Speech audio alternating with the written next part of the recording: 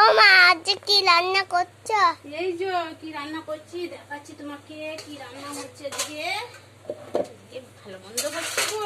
এই দেখো নিয়ে এসো মাছটা দেখাচ্ছি। দেখো কতগুলো মাছ, দেখো দেখতেছো?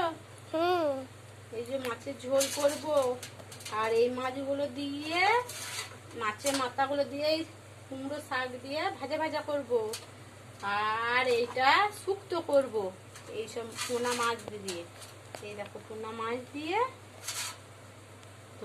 দিয়ে শুক্তো করব। আর এই পেঁপে আলু মাছে একটু গদগদে পাড়া মাখা মাখা পাড়া তরকারি করব।